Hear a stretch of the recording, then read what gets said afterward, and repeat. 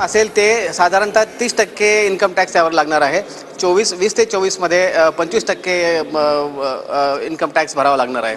तर मला असं वाटतं की आजच्या बजेटमधली सगळ्यात मोठी न्यूज ही असेल. जसं आपण अपेक्षा व्यक्त केली होती की हे बजेट हे उपभोक्त्याच्या बाजूने असणार आहे. अर्थशास्त्रामध्ये ज्याला आम्ही डिस्पोजेबल इन्कम म्हणतो, तर डिस्पोजेबल इन्कम आता वाढण्याची शक्यता आहे, वाढणार आहे.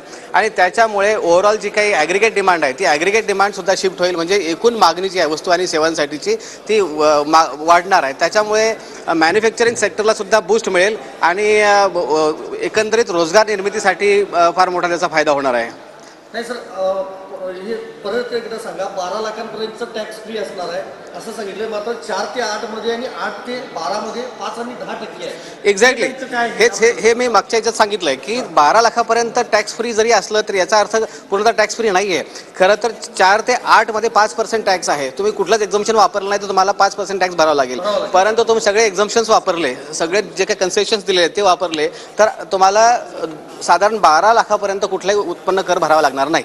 यासाठी काय करावं लागेल? यासाठी तुमचं हाऊसिंग असेल, हाऊसिंग लोन असेल, तुमचं स्टँडर्ड डिडक्शन 1 लाख रुपये त्यांनी केलं आहे, किंवा तुम्हाला जे काही काय म्हणतात त्याला आपलं इन्कम टॅक्सवर इंटरेस्ट आहे, हाऊसिंगवरचं जे इंटरेस्ट आहे त्याचं तुम्ही लिमिट वापरलं, तुमच्या LICचं असेल, इन्व्हेस्टमेंटचे जे आहेत किंवा जे इन्व्हेस्टमेंटचं लिमिट आहे ते पूर्ण वापरलं तर तुम्हाला कुठलाही टॅक्स भरायची गरज पडणार 12 लाखांपर्यंत.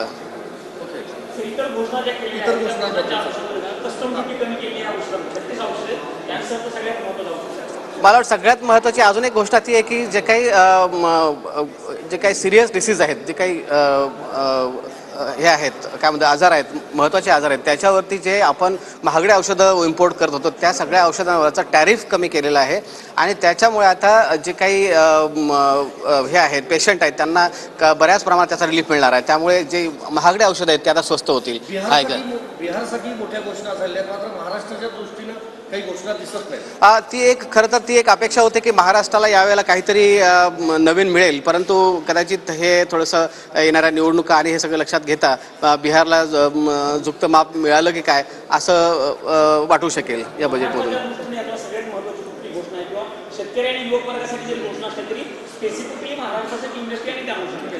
मला वाटतं सगळ्याच योजना सगळ्याच राज्यांना लागू होतात, त्यामुळे महाराष्ट्र स्पेसिफिक अशी कुठली योजना नाही. परंतु महाराष्ट्र हे मॅन्युफॅक्चरिंग स्टेट आहे, त्यामुळे ह्या बऱ्याचशा योजनांचा महाराष्ट्राला फायदा होणार आहे.